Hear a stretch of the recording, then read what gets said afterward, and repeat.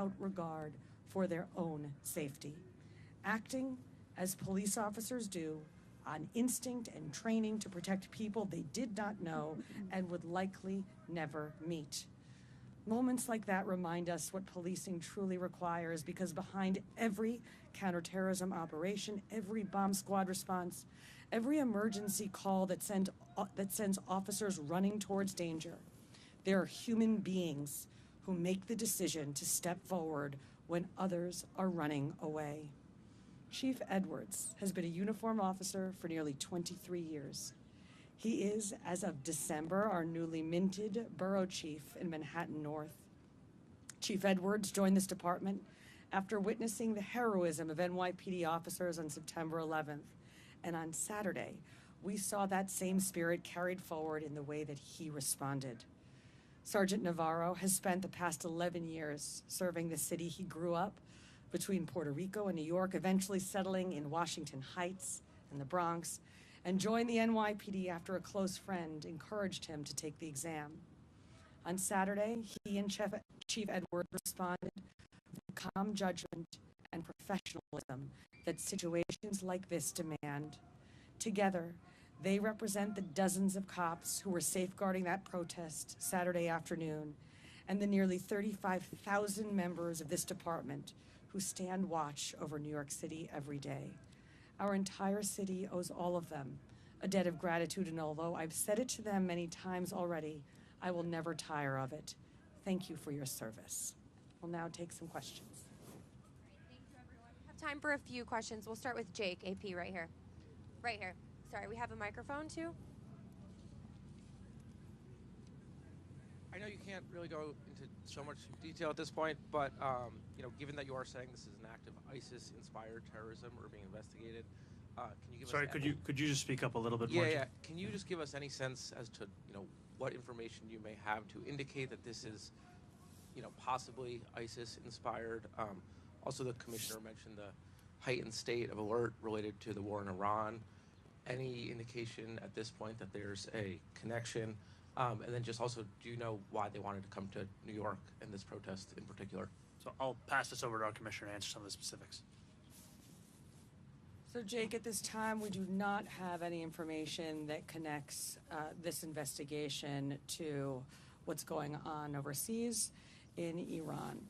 As to the other questions that you posed, I don't want to say anything that could introduce prejudice into the prosecution or do anything that will make the prosecutors' jobs more difficult. What I can say is that the complaint, I expect, will be unsealed later this afternoon.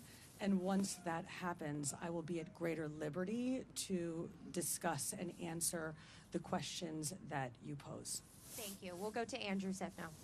Mayor, you said you were not home at the time of this incident. Can you tell us where you were, how you learned about this incident, and what went into your thought process about why you didn't speak about this publicly, either on Saturday when the commissioner did or on Sunday? So we had known that this was a protest that was scheduled for over a week, and I had known that there were precautions being taken, and I'm incredibly appreciative of the work that the NYPD both did in advance, as well as the work that we've spoken about having happened on the day and since then. My wife and I were at the New York City Sign Museum in Brooklyn at the time. We continued to be kept up to date as to what was going on both in the midst of the protest and the aftermath of the protest. And we also wanted to ensure that we were able to address New Yorkers directly and clearly with all of the facts as we had them, especially given how fast-moving this has been. Wanted to ensure that we had all of that together. Thank you. We'll go to Catherine, CNN. Hi, good morning. Wondering if prior to the protest there was any credible threats online from these individuals, anything that you could see from their social media presence, anything like that leading up to it, that you'd know that they'd be traveling from Pennsylvania to attend this? Again, preliminary investigation, and you're going to learn a lot more as the complaint is unsealed, but nothing at this time that would have suggested that. Thank you. We have time for one more question. Emma, go ahead right here in the front.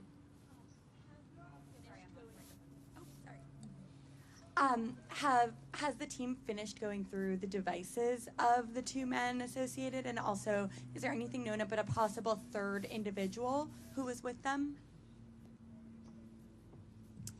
Those devices are currently being investigated, so that process is ongoing, and we have no information about a possible third individual with them at this time.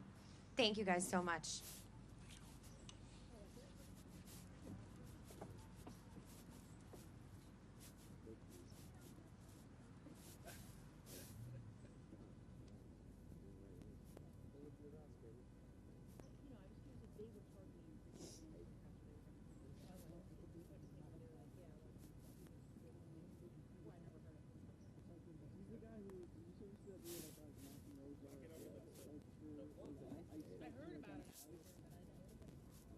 I didn't recognize him.